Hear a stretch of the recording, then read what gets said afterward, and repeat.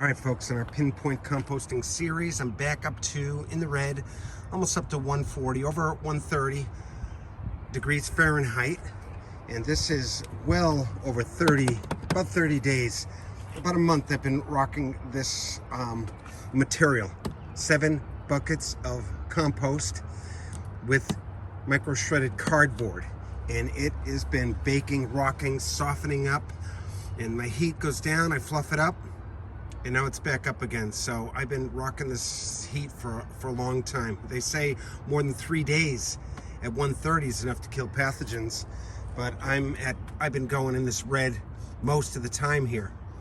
So that's exciting. I did have it up to 160 at one time in a 55-gallon drum. That's very exciting. And this over here is something that I'm working with a 55-gallon drum. I've got just micro shredded cardboard with a liquid slurry. Anytime I clean out a jar or a bottle in our kitchen, I make sure that liquid is added to a compost, is saved. Anyway, that liquid, again, has nutrients in it. It's part of the biodiversity that's lost in our outdated growing practices. And then these 2 barrels over here on our Pinpoint Composting series, you remember this one here was micro shredded cardboard. This one was sawdust. This one, you virtually don't see anything right here. Let's look at it real quick. This one right here, I tapped it here and it's dropped down to here, and this is just worms in here now. Like, these worms are loving it. I didn't put many in here, but you can't even find any of the compost down here. And as you can see, the worms are loving this material as well because of the cocoons are proving that statement.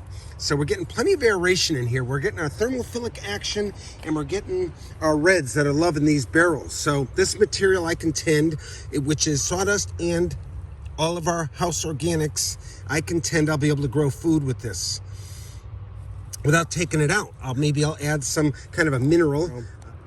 This one is kind of amazing. Now this one here, so let's look at this one here.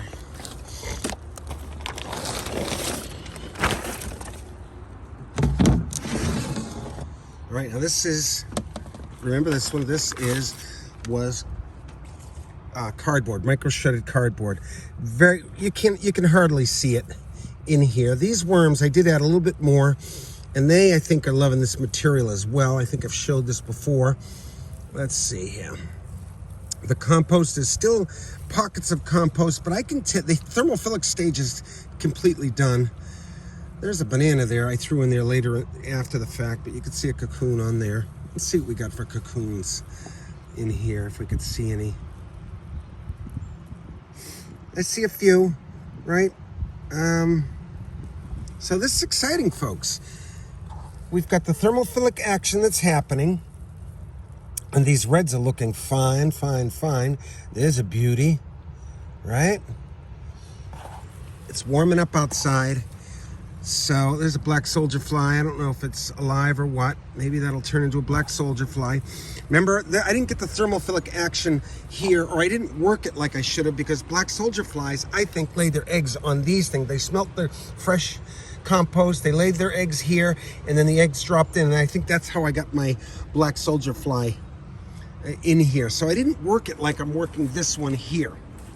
Now this one here, I've gotten, at least twice I've gotten up to 160, a little over 160, and now I'm back into the red, again, 30 days easily.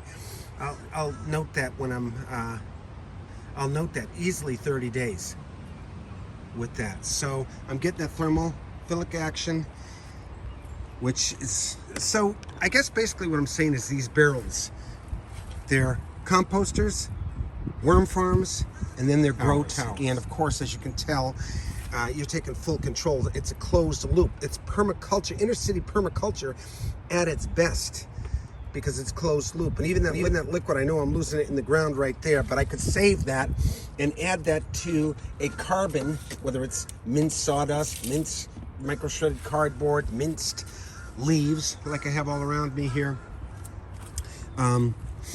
So we can grow food without buying anything. These 55-gallon drums come a dime a dozen. Remember, Eve Growing is about open sourcing these ideas that I have. And trying to turn our inner cities into farmland, and then hopefully commercial farmland is the ultimate goal. All these abandoned buildings, for me, you could see stuff springing up here. These are probably tomato seeds that are already growing in here because the material is awesome. All right, I've captured all the biodiversity that's lost in our outdated growing practices, where we just rake the planet and deplete it of the nutrients, and so they need herbicides and pesticides to grow in that land. But here we are closing it. This is the compost, and then when these plants grow, we'll make sure we save all of it. We'll eat what we can from it, and then we'll save the greens from it and turn it into soil, and we have closed the loop, my friends. We can do this. It's going to take each and every one of us, and when I say the urban farmer will be the saving grace, that's because we know how to make soil. This Mark, keep growing, over and out. We will most certainly heal this planet one urban farmer at a time.